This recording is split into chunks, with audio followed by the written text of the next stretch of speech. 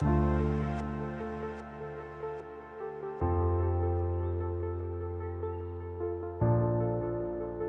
stvar, ki sem jo opazila na svojemu sogovorniku, je to, da je brez obuvala.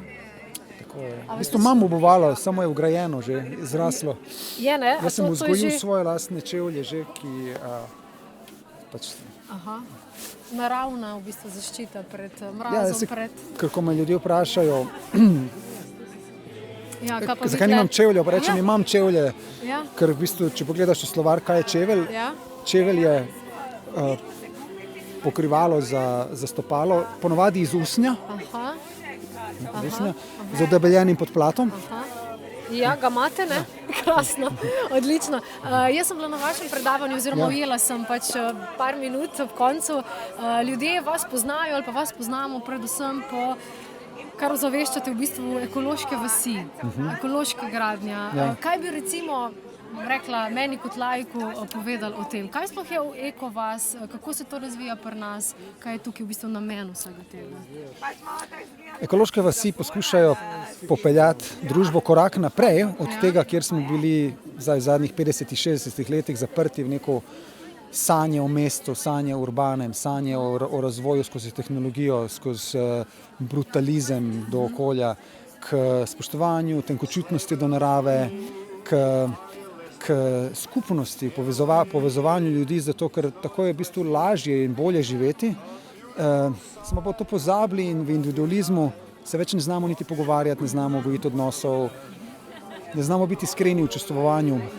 Ekološke skupnosti se ne posvečajo toliko gradnji hiš v smislu sten kot takih, ampak gradnji hiš kot nekega bivališča, v katerem človeško bitje lahko izraža svoje potenciale kot naravnega bitja, naravne bitnosti. Pravzaprav ta filozofija, ki nam je bila včasih naravna, pa smo pozabili in se moramo zdaj odločiti in priti nazaj v naše naravnosti. Včasih je bila prisilna, ker so bili okviri okolja drugačni. Narava nam je postavila okvire, danes pa nam družba postavlja okvire, narava pa več ne, ker smo odrezani od nje. In kadar nam narava postavlja okvire, takrat se mi naravno prilagodimo na nek zdrav način temu okolju. Ko pa tega okvira ni, potem izgubimo čut. Pa bi lahko rekli, da vam je to uspelo z ekološko vasjo?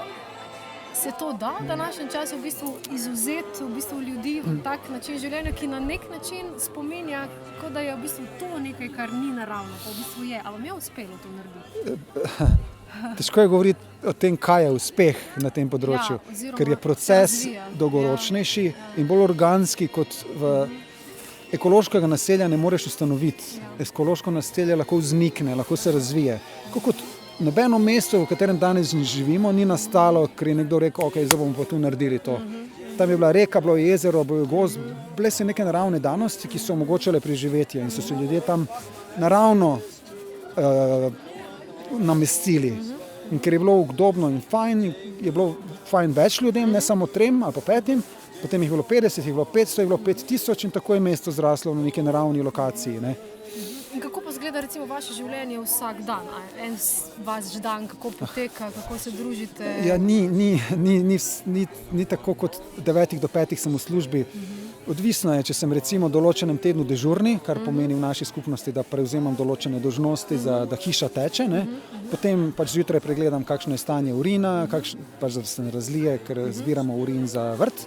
Pogledam, kakšno je stanje kakcev, pogledam, če kaj smrdi, kje od krog stranišča, da se tisto pokrijem, počistim, če treba odnesem, če treba kompostni kup obrniti, ga obrnem. Pogledam v kuhinji, če so skrožniki, ki so pomiti, če so pospravljeni, če jih ni nekdo drug, jih bom jaz. Pomijem posodo, če je ostala. Kaj še takega? Pogledam, če je kdo napisan za kosilo, če ni, bom jaz kuhal kosilo, recimo. Koliko vas pa je v bistvu? Zdaj trenutno si 12 v hiši, stvar pa malnika, gre od 7 do 15. Aha, v eni hiši? Ja, v eni hiši, ja. Jih je pa več, verjetno, ne? Zdaj imamo samo eno hišo, druga hiša je še v postopku. Kako se pa soočate s tem, ko vam kdo reče, glej te čudake, kako živijo? Sigurno se najdejo taki ljudje, ki ne razumejo na nek način, kaj... Jaz jih pogledam nazaj čudno in rečem, čudake. Hvala za kompliment. Ne, jaz njim rečem, hvala, vrnem žogico. Ja. Kdo je tukaj čudak? Kdo je čudak? Zakaj? Čudak samo zato, ker je nekdo v enem uniformiranem mišljenju, sem zdaj čudak, ampak noben ima pravice meni reči, da sem čudak samo zato, Se vas Sem to v ne bistvu dotakne? razumnejši sem kot marsikdo, s komer se pogovarjam ponovadi. Zagovedni ljudje, zagovedni, to mi je tako dobra beseda. Zagovedni, zakrknjeni ljudje so tisti, ki ponovadi gledajo druge, čim imajo drugačen čudak. Ne? Ja. Jaz vam želim, da še naprej širite to na tak način, oziroma da ostanete to, kar ste, kaj ne rečem. To so pa še vaše knjige. To rabimo. To. Ekološka naselja in trajnostna kultura bivanja. Preberite, pa vam bo vse jasno.